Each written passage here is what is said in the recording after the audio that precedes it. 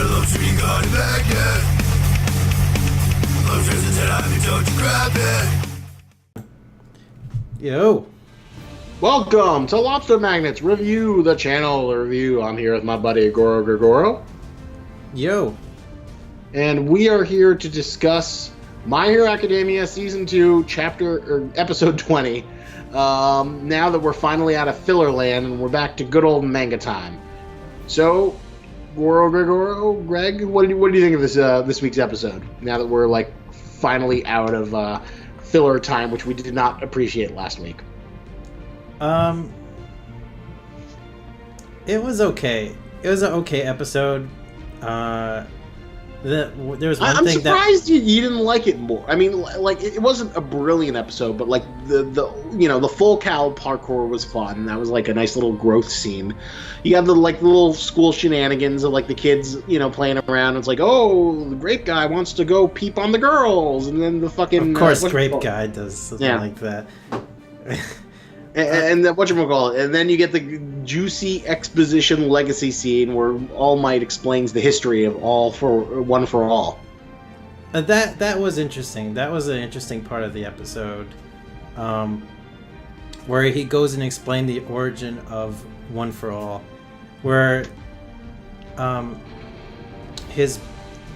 brother of the guy who is All for One passed on tried to pass on some quirk to his brother, and his brother, through sheer luck, had a hidden quirk that could pass on other quirks. Yeah, but it was mixed up with the All for One's quirk. Yeah, so it was a quirk that could store up power and a quirk that could pass on quirks. Combined together to form One for All. Right. So One for All came from All for One. Yeah, like as much as I love the whole All for One and One for All, it gets super fucking confusing. It does. It is like so fucking confusing. Like All for no, I meant to say One for All. Oh God, they're too similar. I know. It's just like I kind of want to have a name for this evil dude right now, just so I can distinguish him between All Might and. All his name is like All for One. That's what he's called. It? Even in the manga, he's just known as All for One. Oh God, that's so confusing.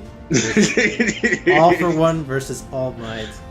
Well, that's not as bad as like All for One versus One for All. Yeah, it's just like I'm a little bit dyslexic, so it's like I'll mix up words like that. Yeah, all the time. It is super fucking confusing. So I thought that explanation was interesting. I think the beginning of the episode wasn't really as cool because it felt like a very disconnected kind of random training exercise. Like all of a sudden, like after the internships, like I didn't see the point of like throwing that whole sequence in. Like the point of that sequence, and it's just like a minor, cute little sequence. It's not like a major story thing. It was basically to show Midori's growth and the fact that like he's using, One for All more effectively, to the point where originally all he could do was like punch shit and fuck up his arms, and oh crap, he's like a parkour master, and like he's like being faster than like the stupid fucking tape guy who's like the one good thing tape guy is taping people up and moving around like Spider-Man. Yeah, I mean that's pretty cool for a power, right? To be able to tape sling. Like instead of whip sling. I have two mixed feelings about Tape Guy. On like one hand, I like it because it's like the most unique My Hero Academia power that like I have not seen Tape Man anywhere else. Tape Man is like a unique superpower that only exists in the universe of My Hero Academia, so I applaud that. And on the other hand, it's I shoot duct tape out of my fucking arm. What the fuck? It's like Isaac, do you have any idea how durable duct tape is? It's pretty durable, but like it's not what I want for like a superpower, or it feels like a retarded One Piece devil fruit that like Oda was like, oh wow, that's so stupid, even I'm not gonna do it. I'm a duct tape man. I hate the duct tape fruit. Okay, think about Duct Tape Guy. Like, what if during a fight with a villain, he explains like the actual scientific amount of force it would take to rip through duct tape, and then he's like, "Okay, My Hero Academia is not that kind of manga, though. But okay, just for Duct Tape Guy though. But like, what if he's like, okay, he explains that for just one single piece of duct tape, and he's like, now think about that when I multiply that by 50. Maybe I don't see that happening. I don't see that like selling. Like there's not much fan art. There's not much cosplay of fucking Duct Tape Man. I appreciate the novelty that we've never had Duct Tape Man, but he's not a great guy. He's not like a guy who like everyone is like, man, Duct Tape Man, he's the best. My Hero Academia, I'm gonna make slash fan fiction of him. It'd probably be really easy to cosplay too, though. You just like literally attach rolls of duct tape to your arms here. You know what? Maybe you could do like shitty cosplay and like just I'm Duct Tape Guy from My Hero Academia, and people will laugh because like, oh my god, I can't believe you decided to pick Duct Tape Man. But anyway, the whole point of that sequence was basically to showcase Medora's growth and the fact that he's like, much better with using One for All, and he's becoming a better hero. But of course, he doesn't quite win it, and he slips at the end, so as to make him not seem super overpowered. Yeah, I kind of was wishing maybe they could do something like a little more connected to like post internships. Like, I want you to show me what you've learned through your internships, outdoor field play testing, whatever. I don't know, you're like arguing semantics for like what's basically like a cute little sequence where you're like, yeah, go Medora, you're growing, woo. Okay, I like the idea that Medora was growing, of course, but like at the same time it just felt like a random like training sequence thing where it didn't feel like connected with all the lessons they learned through the internship. It's just like another random school lesson. I'll give you that, but well, here's the question though. What do you think of like Medora's like experience walking away from Gran Torino, and he talks to him like, why aren't you more famous when you mentored All Might? And he's like, I just wanted a license so I could use my jet boots. Yeah, it's a bit weird. Like the sacrifice he has to make, I guess, is to constantly wear that costume, like all the time. No, he doesn't need to wear the costume. Like, his is another fun power. Basically, he breathes in and he can shoot out air from his like boots. But like, I think the idea is that like he wanted a license so he could use his quirk. But why does he dress legally. like that? Why does he dress like a hero? Because he still likes being a hero. He just doesn't like going for the publicity. He's like an old time hero. He's like an inside hero. But he doesn't give a shit about like the flame and all the other bullshit that like modern heroes seem to like. I guess he still helps people, like in like when he was trying to subdue the Nomus. Yeah. Well, here's a question though. Now that like Gran Torino is going to kind of like step out for a little bit, like, what do you think of him as a mentor? He was cool in comparison to other like shonen mentors and mentors in other stories and the Yoda archetype, which he's obviously built from. Yeah, I mean, I obviously like the Yoda archetype that he was based off of, and he's a fun old little grandpa mentor dude who taught Medora, something actually really useful. And yeah, all he really needed to do was just like teach Medora something really useful and be like kind of badass in his own game as well. Yeah, I feel like he served his purpose as a character. In this story arc. I do like Gran Torino, and it's funny, like, one of the things I try and figure out is, like, why do I enjoy Gran Torino as much as I do, even though he's, like, on paper, like, the most derivative thing, the old man kooky mentor who's, like, senile half the time, but, he's, like, a badass superhero the other time. I guess it's, like, when we first see him, we have, like, really low expectations, I guess, but then, we grow to like him more and more the more we see him in action and stuff. But I don't know, it's interesting. Like it cuts to like one of the 4 philosophical tenets I want to like cut through in my content eventually is like, when does like shonen manga on the basic bitch level is all the same. It's all the same. It's all, oh my god, I have the power of friendship. Oh my god, I want to be the best at something. Power of friendship wins over. And on a surface level, it's all super derivative and predictable. But what is the secret? But if it's all the same, then what is the secret sauce that makes something, earned and work versus something that doesn't? Like, why does Gran Torino work much better than, like, I don't know, anything in U19? Although U19 didn't live long enough to, like, introduce, like, a badass mentor character. Why does My Hero beat something like U19? Well, that's a larger question and a larger exploration for another day, but it is, like, something that, like, I think about a lot. Something like, why does a power-up in One Piece feel much more earned than something in Fairy Tail, which, does very similar friendship power-ups, but usually feels complete bullshit, even though technically they're the same thing, same genre. I feel like there's a lot more struggle involved. The struggle has to feel like a big deal as well. Yeah. Like Deku, like having to, move all that trash from the beach, like a very daunting task with someone who's completely quirkless. That was a great sequence. I love that whole the training thing.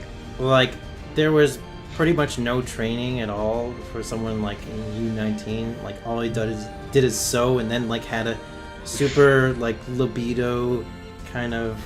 Well, you got to finish up the manga to like get a little bit deeper, but like usually within like, think about it, like U19 lasted about as long as like My Hero Academia, getting up to the villain invasion arc. So that's that's not enough time to introduce a mentor. That's not enough time to. It's basically introduce your core cast, what their opposition force is, and then some major action set piece. There was no struggle for the main character to grow. I mean, his girlfriend got shipped away in U19, but that's like, he didn't really struggle that much with that. Like, I struggled against the teacher, but I don't know. It's a question I want to examine more later on, but it's something I'm always wondering about.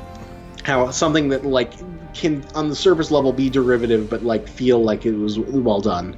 But like, I guess moving back to more My Hero's focus. So you enjoyed Gran Torino, but you thought that the training exercise felt a little too fillery, even though it's from the manga. Just like, let's do this thing. Which training exercise? The race, the quirk race. Oh yeah.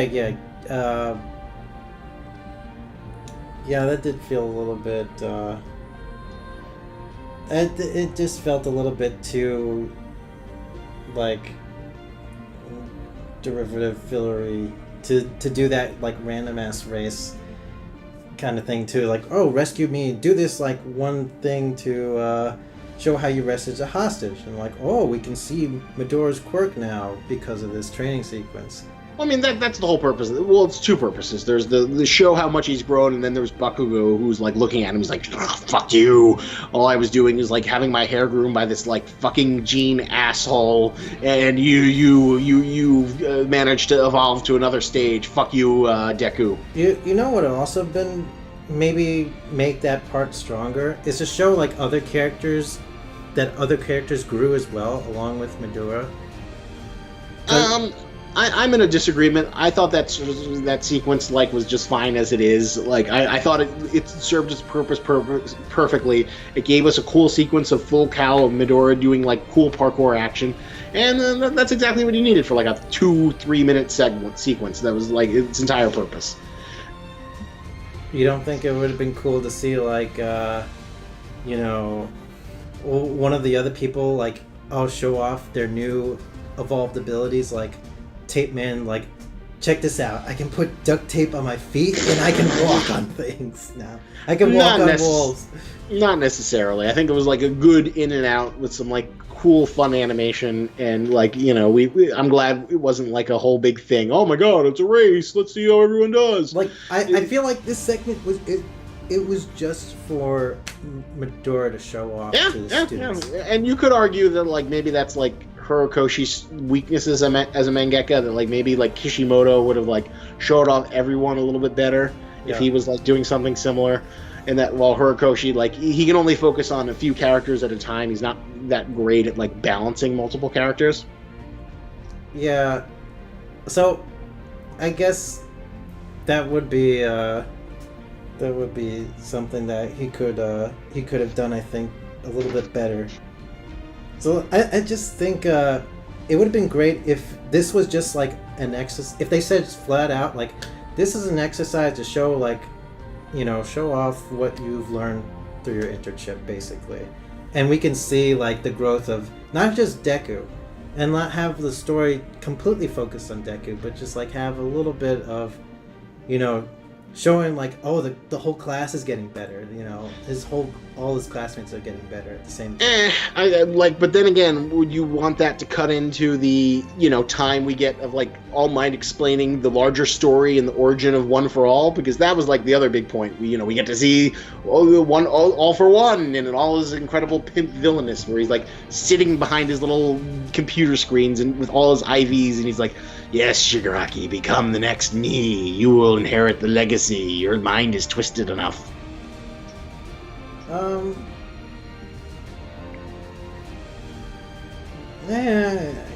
I don't know. I'm sure there's a way to balance that out. Just because that was a good little lore experience, and the training sequence was like completely in the manga. It was all completely along the lines of the manga. I guess it's like, because Deku showed off so much during that training sequence, that led to All Might like saying, okay, he's ready to hear the explanation, right? Yeah, that's the sort of like thorough line that like move things forward. Okay, I'd sort of see that. That you must learn the real legacy. But at some point, I feel like I'm gonna get a little bit tired just focusing on Deku's improvement. I want to see other people's improvement. You want to see other people's? Yeah. There are a few moments later on where they like show like people getting upgrades a little bit here and there. It'll be interesting, but we probably won't see that this season. But now we have the incredible final exam arc. You looking forward to seeing them face off against pro heroes? Yeah, it should be interesting. I don't know how the students would win against pro heroes, but I guess it depends on what quirk's matching up against what quirk. It's a pretty interesting sequence. I'm curious to see how they animate it, and I figure this will be like the final brouhaha moment where the season ends. Although there's one moment that comes out after, which is one of my favorite moments in the entire series, which I'm really hoping they animate it before the season's over. Oh, we'll see. I think I know what you're talking about. You know what I'm talking about. Yeah. Anyone who's watched this fucking channel and sees the video that's like the most popular video that I've ever done, my most successful video, knows what moment that I want to see animated really, really fucking badly. Yeah. It's like hands down one of my favorite chapters in the entire series. It still is. Well, I'm looking forward to seeing that. I hope they end on that. That to me would be like the perfect place to end the season off on. Yep. But we'll see. We got this is episode 20, so we got I think 5 more episodes, 5 or 6 more episodes. So I wanted to go back to All for One. So All for One, he's never had to try and pass on his own abilities like One for All. No, he's basically immortal. There is a theory that I have that I think eventually there'll be a scene where he'll go up to Tomura and say you're ready, and then he transfers his quirk taking ability to him, and then Shigaraki becomes the next All for One. It just brings to question this feels like he's the polar opposite of One for All. So because he's immortal, he feels like he can sustain on his own because he's taking everybody else's abilities. But I don't know why he necessarily needs Shigaraki to inherit his abilities? I think it's just sort of like he's kind of crippled. You see, even if he's immortal, he's not in the best of health. He's not in great shape, kind of like how All Might isn't in great shape. And he's sort of like, he just has this desire to have a progeny and to, create a legacy. There's a scene later on, which we won't see for a while, where he kind of explains what his motivations are. And he basically just, kind of says, like, I just want a legacy for the future. People pass on wealth and gold and property. What is this so different? I'm just doing the same thing. Yeah, but, if he really believed himself to be immortal, why can't he just... What he really needs to do, he needs to figure out a way to kill off, like, end the one for all quirk for good. Well, I'm sure he wants to... I'm sure he definitely wants to do that at some point. Just, like, completely eliminate it. But that's their eternal rivalry that has been going on for the ages. That is a sense of legacy for My Hero Academia. Couldn't he just get a quirk that will heal himself to full health? I don't know. For whatever reason, that's not possible for him. They did mention that, Dr. Guy says, "Oh, if only we could get a regeneration quirk." But he's like, "Oh, it doesn't matter. Shigaraki, your twisted mind will be my prize." So yeah, it's just it. It gives me, it makes me ask more questions about this situation that Shigaraki and All for One. All right. Have. Well, the obvious thing is it's supposed to create a rival parallel between All Might's mentoring of Deku and I do think it's a really strong story decision to have the fact that All for One is basically mentoring Shigaraki and to try and cultivate him. And alongside Deku's, growth as a superhero and learning to, not mutilate himself, Shigaraki's learning to become, a criminal mastermind and be a charismatic figure who can, there's a pretty decent moment that happened recently in the manga. This is, very minor spoilers, but they show, a tiny bit of growth of Shigaraki, where, he takes off his, face mask to, a bunch of, underlings, the sort of more charismatic underlings who have faces or names, or, the basic sign is, these are, him getting real people versus just the mooks he had originally, where it was just, expendable people. And he says, I'm doing this to, for my sake and all of yours as well. And he's, a completely calm face. And that's sort of, a sign of growth that, in his own weird way, he's learning the power of friendship, and that showing that he puts faith in other people makes him a more charismatic leader. But all right, so we should wrap this up. We've definitely been having a long discussion, but yeah, so that's the sign of him having a growth. That Shomaru is learning to that if he puts the value into his subordinates, that they will value him more and be dedicated towards him because the boss believes in me. Yep. So, what would you rate this episode, Greg? I gave it a 7. I'm surprised. I think it was a solid 8. It wasn't amazing, but I really enjoyed the backstory scene. I think they did a good job with the exposition scene. It wasn't we've gotten some really strong episodes, but it was still a good transitional episode, a good info dump, and I thought it was a solid piece of My Hero Academia storytelling.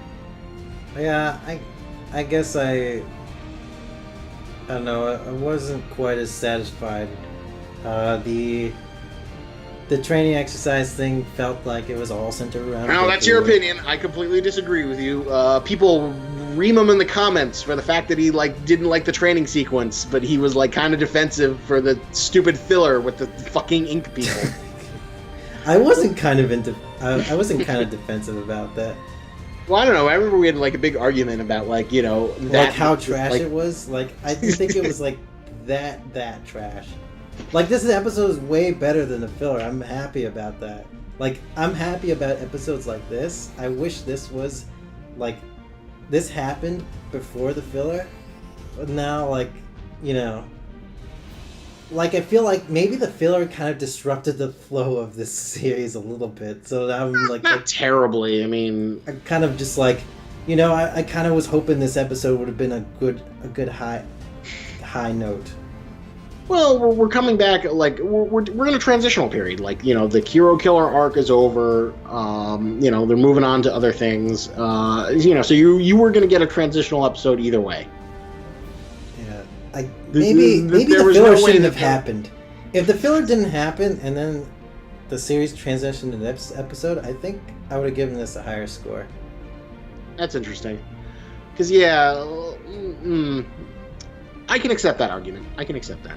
That argument to me makes sense. All right, so 7 for you, 8 for me. Let's. What do you think we should plug?